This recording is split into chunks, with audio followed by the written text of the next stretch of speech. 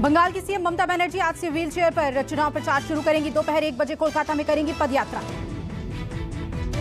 ममता wheel chair पर कोलकाता के गांधी मूर्ति से लेकर हाजरा मोड़ तक पदयात्रा करेंगी। दोपहर में हाजरा में जनसभा को भी संबोधित करेंगी।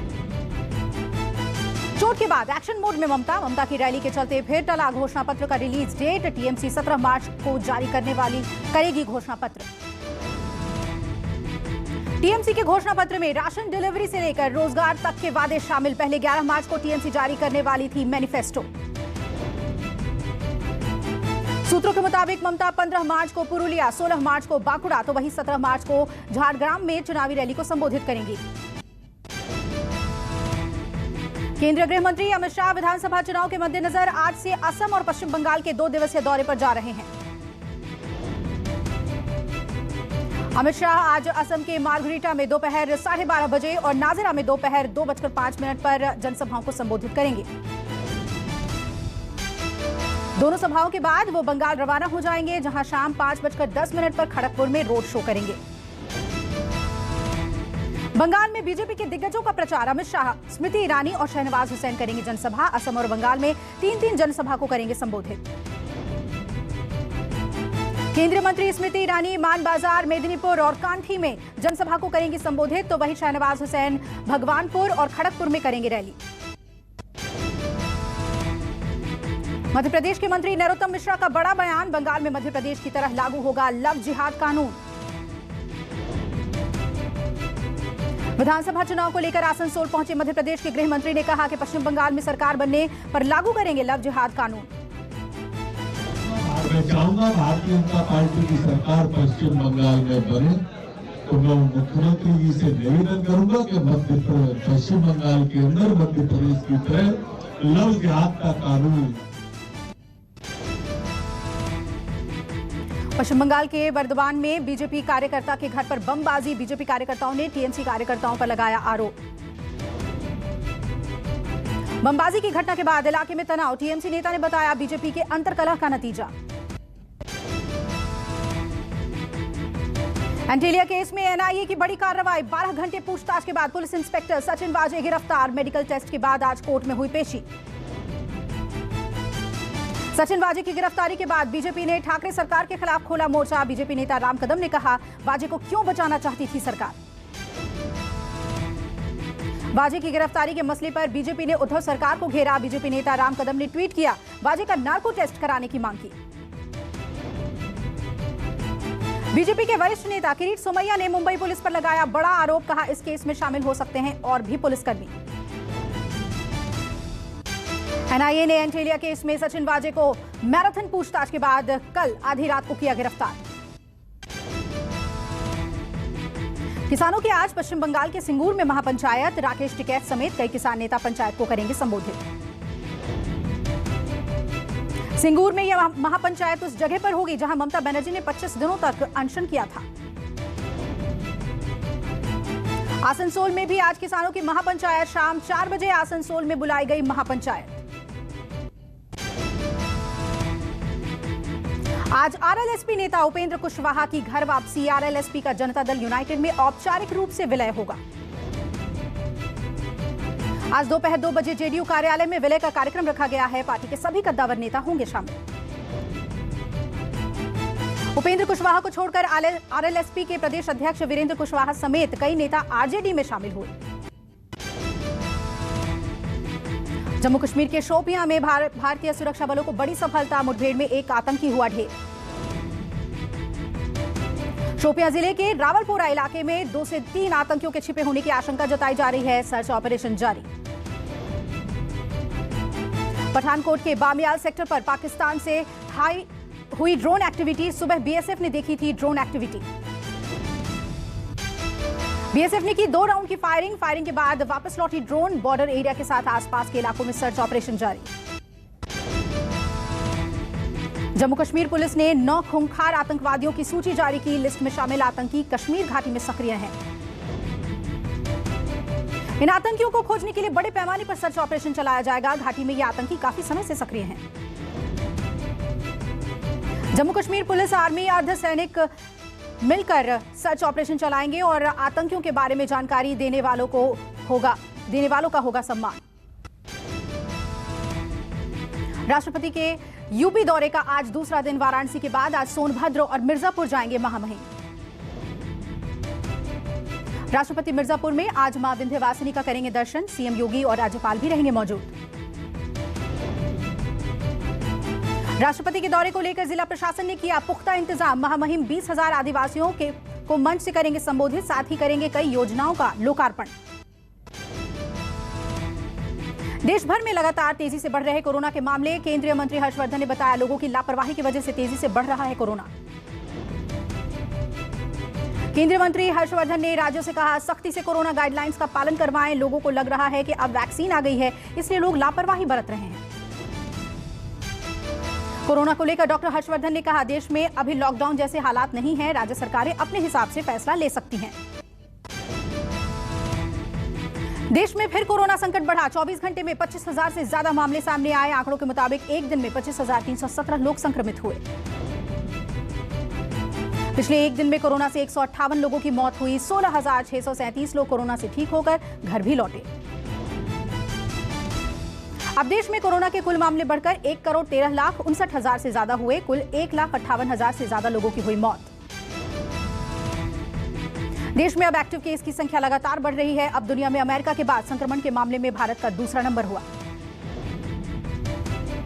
कोरोना ने पकड़ी रफ्तार। महाराष्ट्र में लगातार दूसरे दिन भी 15,000 से ज्यादा नए मामले सामने आए। 88 की हुई मौत। कई और राज्यों में कोरोना का खतरा बढ़ा।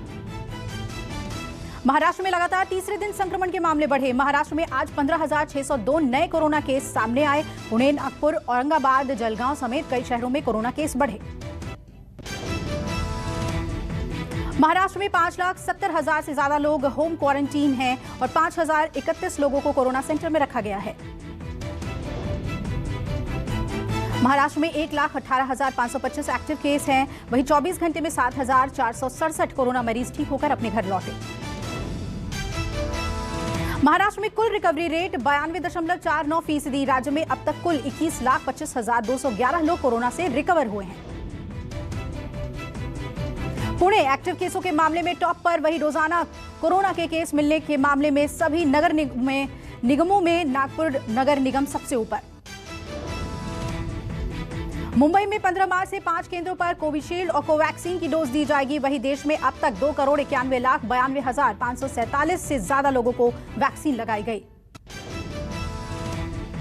यूपी में कोरोना वैक्सीनेशन ने रफ्तार पकड़ी। अब तक राज्य में 22 लाख से अधिक डोज दिए गए। यूपी में हर दिन 41,665 वैक्सीन लगाई जा रही है। वहीं अभी तक 17,11,376 लोगों को दी गई कोरोना वैक्सीन की पहली डोज।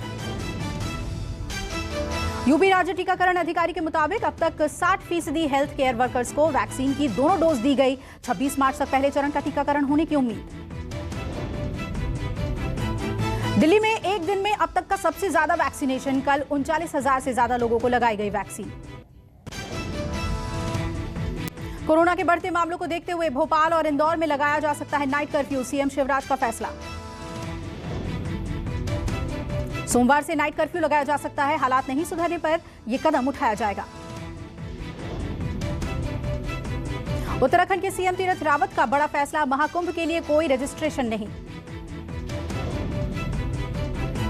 जम्मू कश्मीर के राजौरी में सीआरपीएफ ने लगाया निःशुल्क मेडिकल कैंप। ग्रामीणों को मुफ्त में बांटी दवाइयां। आंध्र प्रदेश के कृष्णा जिले में भीषण सड़क हादसा। लॉरी और ऑटो के बीच जोरदार टक्कर। हादसे में 6 की मौत, 7 बुरी तरह से घायल।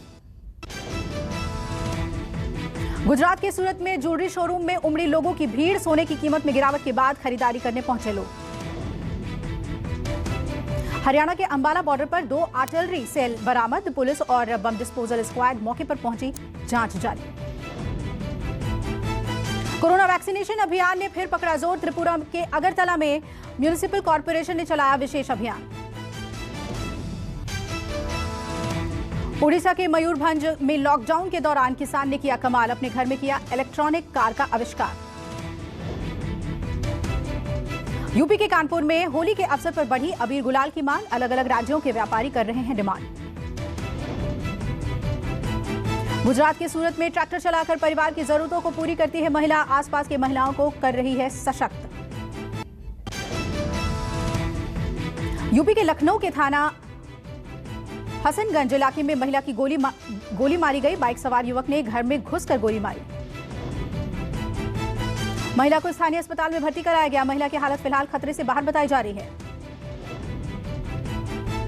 घटना के बाद बाइक सवार युवक को मोहल्ले के लोगों ने दबोच लिया और उसे पुलिस के हवाले कर दिया गया। हमले का आरोपी लूट के इरादे से घर में घुसा था। आरोपी पुलिस मामले की जांच में जुटी। यूपी के फतेहपुर में जहरीली शराब पीने से 2 लोगों की मौत हो गई, जबकि कई लोगों की हालत बिगड़ गई है। नोएडा के सेक्टर 12 में एक व्यक्ति की साइकिल से टकराई महिला, शख्स की जमकर की धुलाई। पिटाई का वीडियो सोशल मीडिया पर तेजी से वायरल। पुलिस महिला और युवक की तलाश में जुटी। बिहार के पटना में पीडब्ल्यूडी के इंजीनियर को 1,30,000 रुपए रिश्वत लेते हुए रंगे हाथों गिरफ्तार किया गया। यूपी के बुलंदशहर में पेट्रोल पंप पर दिन दहाड़े हथियारों के बल पर लूट। सेल्समैन के पिस्टल दिखाकर 80,000 रुपए लूटे।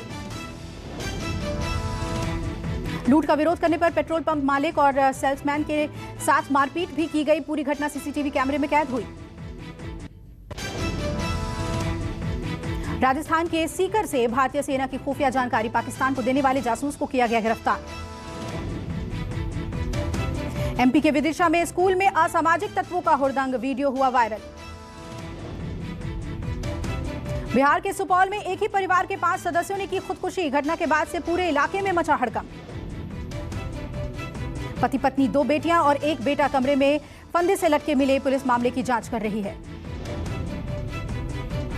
राजस्थान के जोधपुर में दर्दनाक सड़क हादसा हुआ। यात्रियों से भरी बस एक ट्रक से टकराई। 5 लोगों की मौत, दर्जनों घायल। भारत इंग्लैंड के बीच T20 सीरीज का आज दूसरा मैच अहमदाबाद में नरेंद्र मोदी स्टेडियम में शाम 7 बजे से होगा शुरू।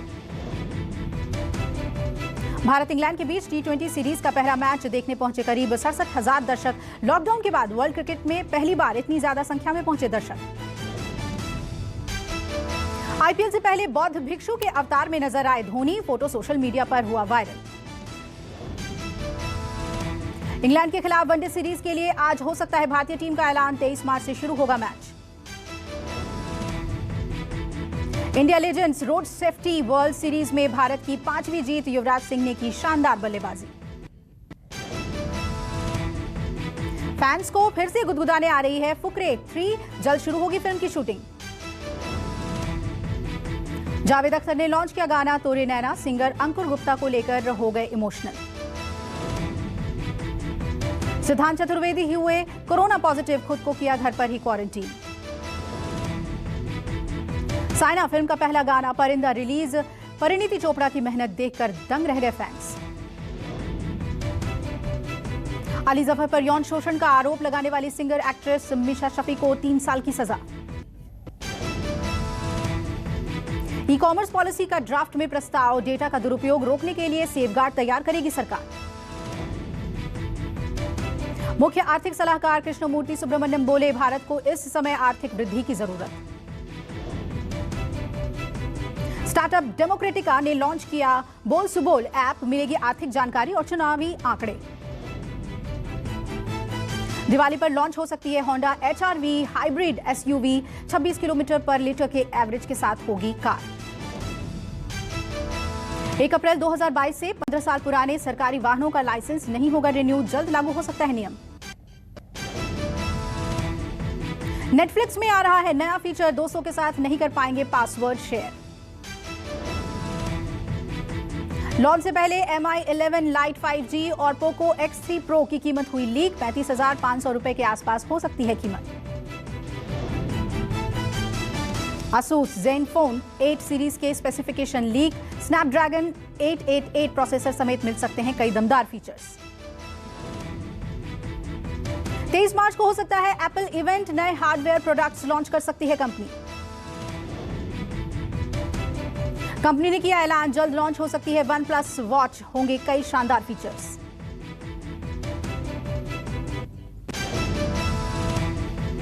कोरोना वायरस के नए स्ट्रेन का कहर। ब्राजील में भारत से ज्यादा केस, दूसरे नंबर पर पहुंचा।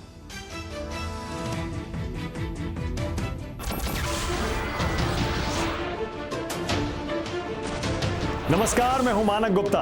अगर आपको हमारा ये वीडियो पसंद आया हो तो इसे लाइक और शेयर जरूर करें और हाँ, हमें सब्सक्राइब और फॉलो करना ना भूलें ताकि आप देश और दुनिया की कोई खबर मिस ना करें।